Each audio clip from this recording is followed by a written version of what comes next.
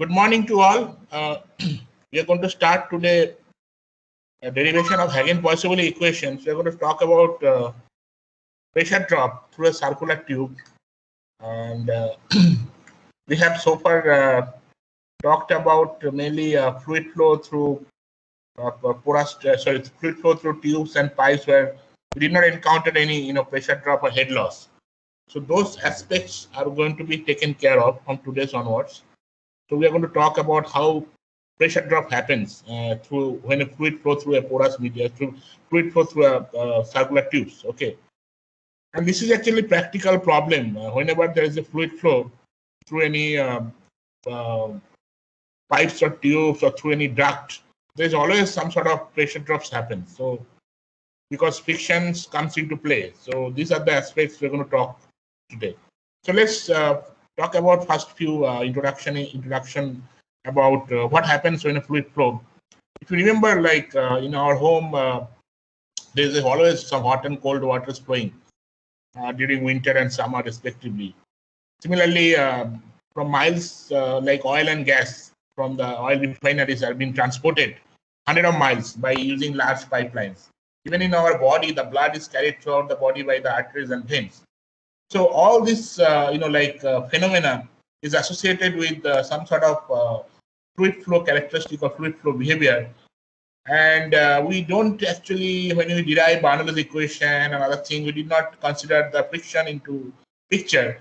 But actually, in real life or real application, friction always plays a vital role. Okay, and it's always directly related to the pressure drop and some sort of head loss which happens. Okay, so these two aspects, the pressure drop and head loss, which is encountered due to the friction, is very important criteria to consider. So why it is important? Because if there is a pressure drop, it is used to determine the power requirement. Like if you have to pump any fluid through any pipes or tube, you have to apply some sort of pumping power so that the fluid can flow. Whenever there is a pressure drop, the fluid will become stagnated or fluid will become halted. So that pumping pressure is very much required to flow that to pumping flow. The pumping power is required to make sure that the fluid is flowing through the pipes or tube. Okay, so the typical piping system involves mainly pipes of different diameters, each connected to other pipes by various fittings or elbows. Okay, to route the fluids, and there is some valve which are actually being used to control the flow rate. Okay, the flow section of circular cross section. Generally, if the fluid is flowing through some circular cross section, referred to as pipes, and if it is smaller diameter, it's called tube. Okay, and if it is non-circular cross section, mainly like for when gas is flowing, it is generally called as ducts. So let's look at it. This is actually a given example of circular pipe where water is flowing at 450 atmospheric pressure. Okay, most fluid, especially liquid, are being transported in circular pipes. The reason is very simple, because circular pipe can withstand large pressure difference between the inside and the outside without undergoing any significant distortion. Non-circular pipe, as you can see here, this rectangular duct, were actually mainly used for fluid flow, where actually the fluid is gaseous in nature. Okay, mainly for heating and cooling system of building. Okay, where pressure difference is there to be small. So these are actually some real life examples. So let's look into the first basic criteria for fluid flow and fluid velocity. If you remember correctly, when we was talking about that, like the transition length, the Reynolds number, and turbulent Reynolds number for the laminar and turbulent, we talked about like what is the fully developed flow. You can see this is a fully developed flow, fully developed laminar flow, where actually you see the maximum velocity at the center and the velocity profile or velocity gradually decreases, and it's almost zero at the walls, right, due to the friction at the wall, right? So it is convenient to consider an average velocity, because the velocity is not constant as you move from center to the wall. So you generally consider an average velocity, which remains constant throughout the fluid flow for an incompressible liquid. And the average velocity is defined as the average speed through a cross section. And it is for a fully developed laminar flow, it is half of the maximum velocity. So if you carefully look into this, the average velocity is half of the maximum fluid velocity. The maximum fluid velocity is this much, This is average fluid velocity. Okay, it is given by V dot or V average or sometimes V high, some sort of like bar above V. Okay, so let's move to this. How do you calculate average velocity? Okay, when a fluid is flowing through a circular cross section, like it's a pipe or tube, how do you determine the average velocity for a streamlined flow? Assuming that the cross section is circular in nature. So the mass flow rate, which is given by m dot, is actually, what is that? Mass flow rate is density of the fluid times average velocity times the cross section area. If you multiply all this terminology, density, average velocity, and cross section area, then you get the mass flow rate. So what is mass flow rate? This is the amount of liquid is flowing at unit time. So it can be the unit of kg per second or gram per second, something like that. Okay. Now, since the cross-sectional area is not constant, so you have to, in order to determine the mass flow rate, we have to integrate, right? That area has to be integrated from 0 to maximum radius, right? Now, area of this DAC, AC is the cross-sectional area, is given by, if you look into here, 2 pi r dr, because AC is the cross-sectional area, and velocity profile we are giving that V average we are considering UR. Why you are considering UR? Because the velocity, average velocity is this is not constant, it's varying. U is the velocity and R is the radius in the radial direction, right? R is constant, R is not constant. So that's why it is a function of U is a function of R. Okay, that is why it's called a velocity profile. So rho UR DAC, and you can integrate that rho UR DAC. If you need to know the V average, you have to integrate and then divide it by the rho and the average area. Then only you can calculate the average velocity, right? Just that rho and AC taken in the denominator. Now DAC is nothing but 2 pi r dr, right? And if you integrate 2 pi r dr between 0 to r, then it's become pi r square, right? That's why it is become rho pi r square. So to just rearrange the term, it's become 2 by r square 0 to r UR dr. This is very important for any fluid flow through a circular pipe. If you know the velocity, the function of the velocity profile, which is a function of r, then you can easily integrate between 0 to r and calculate the average velocity. So here UR is a function of r, that is the velocity profile. Okay. So if you know the flow rate of the velocity profile, the average velocity can be determined quickly. So this is very important criteria. Okay. So let's look into this laminar and turbulent flow. I think already I mentioned fluid flow in a pipe is streamlined at low velocity, but it's become chaotic or it's become turbulent as the velocity increases. There's a nice example being given. You can see if you inject a dye, it's a laminar flow, the dye flows through in a straight line, right? Whereas if it is a turbulent flow, then there is all kinds of turbulence, like there is a deviation from the equilibrium velocity or the average velocity. That is why it's called turbulent velocity, right? But the transition from laminar to turbulent flow does not occur suddenly. Rather, it occurs over some region in which the flow becomes fluctuating in nature. Okay. Most flow encountered in practice are turbulent. Laminar flow is encountered when highly viscous fluids such as oils are flowing in a small pipe or narrow passage. Okay, then only laminar flow develops. So let's look into this. I think I already talked about Reynolds number, but I did not talk about how does the Reynolds number being derived. So this was very much important slide. So that's why I incorporated here. If you remember, I talked about that the equation, that the formula for Reynolds number is dV rho by mu for a fluid flow through a circular pipe, right? Where d is the diameter of the pipe, v is the average velocity, rho is the density, and mu is the viscosity. But how do you calculate this Reynolds number? There was a scientist named Osborne Reynolds in 1880. He actually discovered that in the flow regime depends mainly on the two ratios, that is the inertial force and viscous force. I have given here inertial force and viscous force. Inertial force is nothing but the density multiplied by the square of the average velocity. Okay, and the viscous force is the mu. So if you look into this, if the inertial force is dominant over viscous force, the Reynolds number will be higher. Then it's become turbulent flow.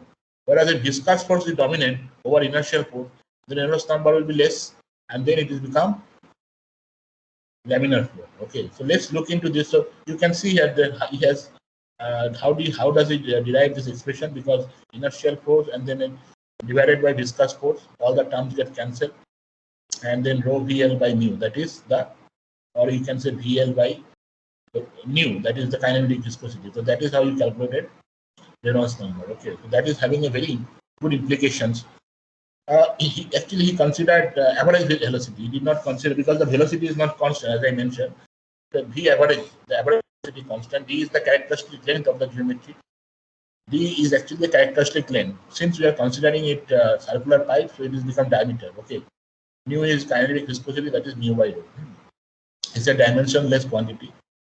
As he mentioned, large Reynolds number, the inertial force, which are proportional to the fluid density and the square of the fluid velocity, are larger relative to the viscous force, and thus viscosity force cannot prevent the random and rapid fluctuation of the fluid. I just mentioned, so it will be a turbulent fluid. At small or moderate Reynolds number, however, the viscous force are dominant, and it suppresses the fluctuation due to inertial force and keep the fluid in line. So that is when it is a laminar or streamlined flow. Okay.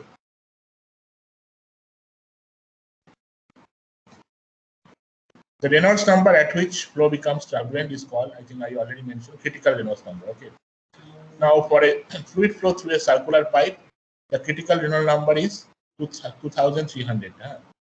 For flow through non-circular pipe, what he said that the Reynolds number can be that what is the D? D can be replaced by hydraulic diameter, which is nothing but 4 times the cross-section area divided by perimeter. So for any non-circular cross-section, like it can be a rectangle, it can be a triangle, it can be any other geometry except circular geometry, that D can be replaced by hydraulic diameter DH, which is nothing but 4 times cross-section area divided by perimeter. Okay, so we'll see that how D become D for circular pipes. So let's look into the slide. So for circular pipe, the hydraulic radius will be 4 times AC by P. For cross-section area for circular pipe, pi d square by 4, and perimeter is pi d. So actually it's become D. So you see, hydraulic diameter for DH for circular pipe is just like the diameter, average diameter. Okay. Now for square duct, as you can see, it is 4a square by 4a. So that is the side of the one lane. For rectangular duct, it's 4ab divided by 2ab. So it becomes 2ab divided by a plus b. Here you can see the hydraulic diameter is changing. Okay. So whenever you need to know that Reynolds number, and that use the equation dV rho by mu, you cannot use simply D. D is actually the hydraulic diameter. That is D for circular pipe. But for square duct or rectangular duct, the D has to be replaced by this number. And you know this expression, Reynolds numbers, the range. I don't need any explanation here. So let's, I think I talked about the basics.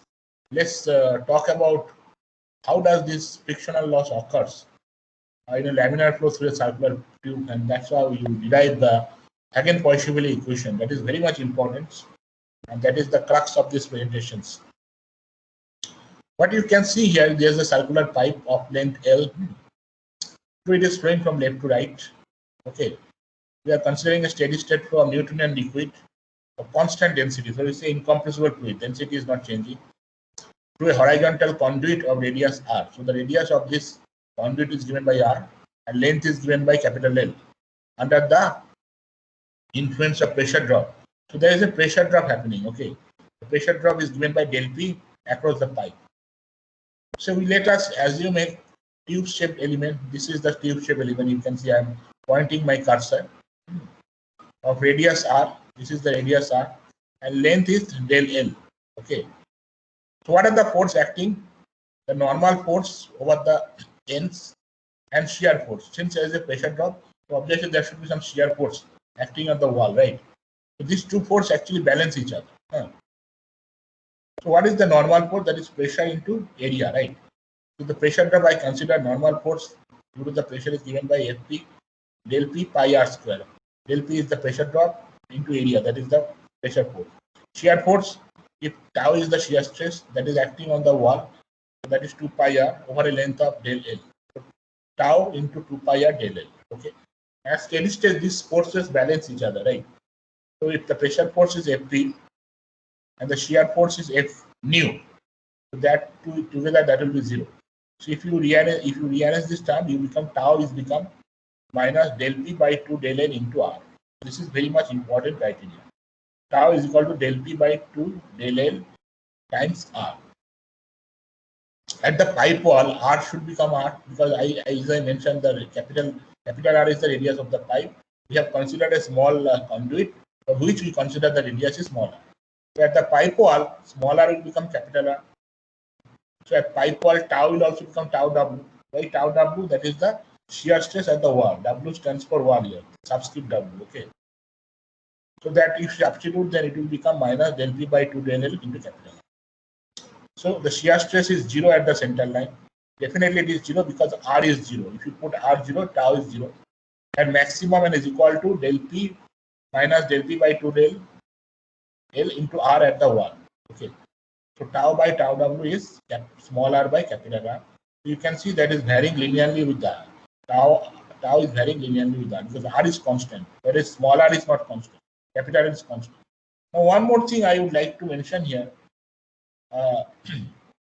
The negative signs here come because as the pressure increases, the shear stress decreases. Okay, these forces are opposite in nature. Okay, we try to balance each other. Okay, that is why these negative signs comes into picture. Okay, so for a Newtonian fluid, I think we all know that tau is equal to minus mu by du dr. I think I already discussed about it that shear stress and strain rate or velocity gradient is proportional to each other, and the proportionality constant is given by viscosity, right? So tau is equal to minus mu du by dr. Now I have already calculated. I already know tau is minus del P by 2 del L by R. So you can substitute this. So if you rearrange this term, du is 0 to u. If you integrate du over 0 to u, and then you rearrange this, bring the mu and dr times this sides. So it's del P by 2 del L 1 by mu because mu is constant, and then R is varying R dr between small capital R to R, right? Capital R to R because velocity. Why is capital R here and small r here? Because velocity is 0 at the wall and is varying at throughout the center, right? So that's why it's becoming the integration is happening small r to capital R to small r, and here it is 0 to u. So if you integrate this, then it becomes u is become 1 by 2 u into del P by L. The minus minus you can see cancel. Small capital R to smaller r dr, and then if you rearrange this term, it's become 1 by 4 mu del P by del L r square small r square minus capital R square, or you can be given by minus r square 4 mu del P by L 1 minus r by r whole square. This is very much important. So this is expression for velocity profile. Okay, this is the expression for velocity profile if there is a pressure drop across the circular tube. Now variation of local velocity u with radius r is given by here. The local velocity is maximum. I think I already showed you the velocity profile. As you can see, the velocity is maximum at the center line of the pipe. Now at the center line of the pipe, small r is 0 because we considered that the r is changing from the radial direction, right? So the small r becomes 0. So u max is minus del P by del L r square by 4 mu. This term become cancelled. Okay, this become cancelled. Okay, because if r is 0, then it's become 1, right? So that's why it will become cancelled. So u by u max, if you derive u by u max, this term also get cancelled. It become 1 minus r by r whole square. Okay, this is the laminar flow of Newtonian fluid through a circular tube. This is very much useful expression. U by u max equal to 1 minus r by r square. This is the laminar flow of Newtonian fluid through a circular tube. The velocity distribution with respect to the radius is a parabolic in nature with the apex at the center line of the tube. This is a parabolic equation, and the apex is at the center line of the tube. Okay, so let's look into how you're going to calculate the average velocity. Okay, at any given cross section, because average we have considered the local velocity. U is here local velocity. Now average velocity we have to calculate. I think I have already solved a couple of numericals. That is you have to derive the mass flow rate divided by the cross-section area, right, of the tube, right? So that's why you get the volumetric flow rate or average velocity, right? So that is 2 pi 0 to r u r dr divided by 2 pi 0 to r u r dr, right? So r dr, if you integrate, this will be r square by 2, and 2 pi gets cancelled. U I have already derived the expression del P by L r square by 4 mu 1 minus r by r square r dr, right? Between 0 to r. So this expression need to be integrated. So I have integrated, and it's become del P by minus del P by L 1. You can do it integration if you want. There's a r dr term here. Okay, remember this r dr term is here. It has been truncated. This multiplied by into r dr. There's a dr term here. This if we integrate, then it becomes minus del p by del L 1 minus 2 mu 1 by 4 r square. This is equal to u max by 2. I have already shown the u max. So as you can see that average velocity is nothing but maximum velocity divided by 2. I think I already showed you that graphical representation. I said that always remember average velocity is the maximum velocity, half of the maximum velocity, if you remember correctly, right? The volumetric flow rate is given by then.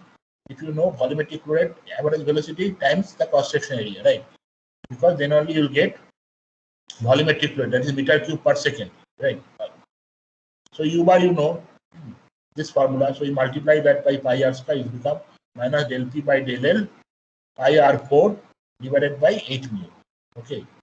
Now if you rearrange these two terms, then it becomes minus del p by L, del p by 4L, sorry, del p by del L, and you multiply this h pi mu bar u bar divided by r square. And r is radius. If you put it substitute by diameter, it becomes 32 mu u bar by d square. So this expression, the pressure drop across the length del L, is 32 mu u bar by d square, is known as Hagen-Poiseuille equation. This is very, very useful expression. You should remember this expression, del p minus del L, the negative sign as the length increases, pressure drop decreases, right? So that's why its negative signs come, and then 32 mu u bar by d square, which is equal to 32 mu u bar by d square, is known as Hagen-Poiseuille equation. This is the diameter, d is the diameter of the fluid. Now, there is another terminology, the drag force, right? What is drag force? Drag force is actually try to resist the fluid motion. This is some sort of resistance, right? Drag force is known as resistance, right? Because of the friction at the wall, right? Total drag on the fluid resulting from the shear force transmitted from the fluid to the tube is given by F drag is equal to total weighted area. Total weighted area 2 pi r del L into the shear stress at the wall, that is tau W. That is actually so total drag. It is a drag force. Drag force is area into stress. That is 2 pi r del L into tau W, which is 2 pi r del L. Tau W I have already explained, that is equal to minus del P by 2 del L R. You substitute. So this becomes pi r square minus del P, because del L del cancel. And this is equal to pi r square minus del P. If you remember, it is equal to 8 from this expression, 8 from Hagen-Poiseuille equation. That's why I'm substituting pi r square minus del P. It will become 8 pi mu del L by u bar. Okay. So that's what it said, that F drag is proportional to u bar. F drag is proportional to u bar. And there is a fanning friction factor F, which is given by drag force divided by total weighted area into kinetic energy. The drag force is 8 pi mu del L by u bar. Kinetic energy pi 2 pi r into del L, right? That is pi d into L. And kinetic energy is actually rho u bar, kinetic energy rho into average velocity whole square, right? Divided by 2. Those 2 actually got disconnected, I think, truncated. So the 2 goes up, and this becomes 16 mu divided by d u bar rho. Now 16 mu d u bar rho is nothing but Reynolds number. So you can see fanning friction factor is 16 by Re. Okay. Some book it is given as 64 by Re. I think you can use any term because it's a friction factor, doesn't matter. Okay. Let's solve a numerical. I think you need to know how this numerical is being solved. It's given a long plate, long plastic tube with an inside diameter of 0.5 millimeter is connected to a faucet where the pressure of water is 100 kilopascal. 100 kilopascal above atmospheric pressure. Estimate the length of the tube so that the delivery of 2.5 liter per day, the water delivery can have 2.5 liter per day. The inlet and delivery ends of the system is at ground level. Density need to be assumed 1000 kg per meter cube and mu 1 millipascal second. So you just, I have solved like you can just calculate the pressure drop and pressure head. You know the Barlows equation, right? Average velocity you can calculate, Reynolds number you can calculate. The force you can calculate through the tube using that Hagen-Poiseuille equation, right? You just put that Hagen-Poiseuille equation, that is 18.86 L. You know all the error, right? So that equal to that, you can just put that Hagen-Poiseuille equation, then the pressure drop, and you can simply calculate it. This don't look into the equation, you can do it by yourself. This is very simple expression. Just use the boundary equation and solve for it. Or Hagen possible equation, just use the one Hagen possible equation. I have solved in different manner. You can do it by, I have considered a lot of friction factor and other things. Just consider this expression and solve it. Okay. So I think I discuss all this. Let's again go through these slides one more time. So flow in pipe is laminar if the Reynolds number is less than 2300, and the fully developed flow pipe is sufficiently long. The entrance effects are negligible. Yeah. In fully developed laminar flow, each fluid particle moves at a constant axial velocity along the streamline, and the velocity profile UR remains unchanged in the flow direction. There is no motion in the radial direction, and the velocity component in the direction normal to flow is everywhere 0. Therefore, is no acceleration since the flow is steady and fully developed. So this is again, and I think there is a better way of derivation. As you can see, I have mentioned this is a fully developed flow. This is UR my velocity profile. Capital R is my radius, and smaller is the distance varying in the radial direction. If you consider a small incremental distance of dr and thickness dx, and then you see how it has been balance each other. The pressure drop, one way the pressure is increasing, another way pressure drop. Due to pressure is trying to oppose the increase in pressure drop, and the shear stress is given at the word tower by dr, right? And we are considering a ring-shaped differential volume element of radius r and thickness dr, and it's given length dx, oriented coaxially. The volume element involve only pressure and viscous effect. That those effects only going to consider the pressure drop, and so you have to balance the pressure and shear force. Pressure force acting on the submerged plane surface is the product of the pressure at the concentrate of the surface and the surface area. So they have actually used the different way. The force balance, they have considered that pressure actually trying to balance each other. 2 pi r dr p. P is the pressure and 2 pi r pr is the surface area, right? So in the x direction and x plus g direction, which is trying to opposite direction, if you remember correctly, right? This is the pressure force balancing, and this is the shear force balancing. If you rearrange this term and taking the limit as dr when dx tends to be 0, very small, is equal to given r dp by dx, dr tau dr equal to 0. And I think tau minus mu du dur, and taking mu is a constant. Mu is a viscosity. It has become mu by r d by dr, because here actually dp by dx they have substituted. Okay. Sorry, the tau they have substituted here. So mu by r d by dr, r du by dr, dp by dx. The quantity du by dr is negative in pipe flow. The negatives are included to obtain positive value for tau. I think I mentioned one positive, the another negative. And du by dr also can be given by du by dy, since y is equal to r minus r. That is the increment in the radial direction, right?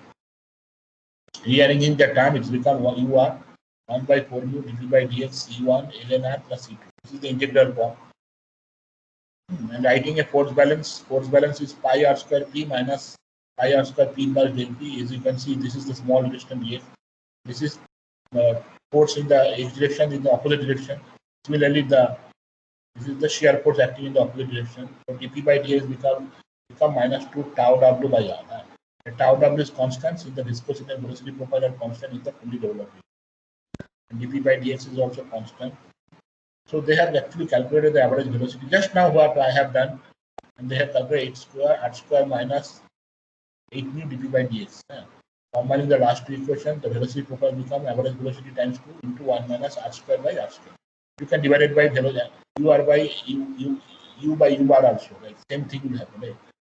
So you can say maximum velocity is the 2 times of the average velocity. I think I showed you that average velocity is maximum, then half of the velocity, right? And dp by dx, which is nothing but the pressure drop from a position x1 and x2, which is actually x1 plus L given by dp by dx, p2 minus p1 by L. Substituting this value, this you can see this is the same expression I have derived, right?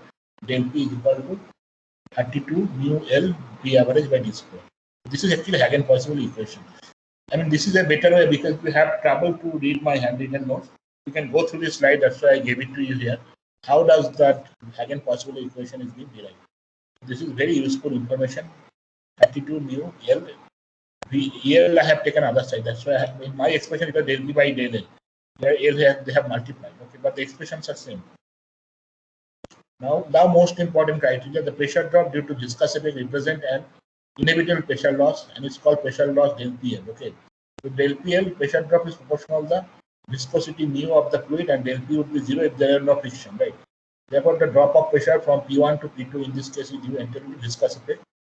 In practice, it is found convenient to express the pressure loss for all types of fully developed inertial flow or turbulent flow, circular or non-circular pipe. So the expression for pressure drop is given by del PL is equal to F. F is a fanning factor times L by D times rho V square average velocity square divided by 2. This is very important expression. Okay, this always remember the pressure drop. If you divide this pressure drop by rho G, if you divide it by, then it will become head loss del HL. Okay, so this pressure drop expression is very important for fluid flow for us through a circular tube, and it's a laminar flow. Okay, there is no turbulence here. Okay, so this expression is very useful. And rho V square average by 2 is the dynamic pressure, and F is the fanning factor, or sometimes called Darcy friction factor, and is given by 8 tau W divided by rho V square by average. Okay, so that is how fanning friction factor comes into play. For a circular pipe, they have calculated 64 by RE. I have calculated 16 by RE, but I think I have to check it. I think this may not be correct. 64 by RE, but again you can check it also, double check it which expression is correct, because fanning friction factor is the 8 times the shear stress at the wall divided by density and average velocity whole square. If you substitute all the value, then it's become like this, 64 by RE. This expression shows the laminar flow. The friction factor is a function of, the most important is friction factor is a function of Reynolds number, okay, inverse of Reynolds number. This is independent of the roughness of the fanning friction factor is a dimensional number. Okay. As I said, the head loss will be nothing but pressure drop divided by rho G. It has become F by L by D, V square average by 2G. Okay. Head loss HL represents the additional height that the fluid need to be raised by a pump in order to overcome the frictional loss. So why the head loss happens? Because if you remember correctly, when I was deriving Bernoulli's equation, I mentioned there is always some sort of, like loss happens, right? So the loss actually need to be, in real life, real application, there is always some loss due to the friction. Okay. So what happens after a certain, if you have a long pipe or long tube, when the fluid is flowing through it, due to the frictional effect, the fluid velocity will become halted after traversing certain distance, right? That's why pumping pressure comes into play. If you pump it, the fluid, then they overcome this head loss, and then the fluid again start moving in the original direction, right? So that fluid is not moving by its original. There is always the head loss due to that friction. The average velocity constantly decreases, right? And the moment average velocity becomes zero, the fluid will become halted. There is always some pumping output or pump pressure is required to overcome the frictional loss. We're going to see how this head loss pressure drop actually comes into play when we derive practical numerical problem. Okay. Once the pressure loss or head loss is known, the required pumping power. This is very important. The pumping power to overcome the pressure loss is determined from this expression. You can see here, right? This is a circular tube. The pressure drop is given by del PL. The diameter of the tube is given by D. Average velocity V average. So what is the pressure drop expression? Del PL F times L by D rho V square average by 2, and head loss is F L by D V square average by 2. So if this head loss happening due to the pressure loss, you have to apply some pumping power. The pumping power is W dot pump is given by volumetric flow rate times the pressure drop. Right? Pumping power is always volumetric flow rate times pressure drop. The pressure drop is again rho G HL. If you multiply rho G with the head loss, then it's become pressure drop. So rho volumetric flow rate, rho and G, volumetric flow rate into density multiply, that's become mass flow rate. So actually it is mass flow rate times G into HL. So that you can see pumping rate is actually nothing but mass flow rate times G into HL. Either it can be expressed by this expression or by this expression. Okay. Here V dot is the volumetric flow rate and M dot is the mass flow rate. This expression is very important. Pumping flow rate, if you need to know, you have to multiply the volumetric flow rate with the pressure drop, or the mass flow rate with the head loss times G. Okay.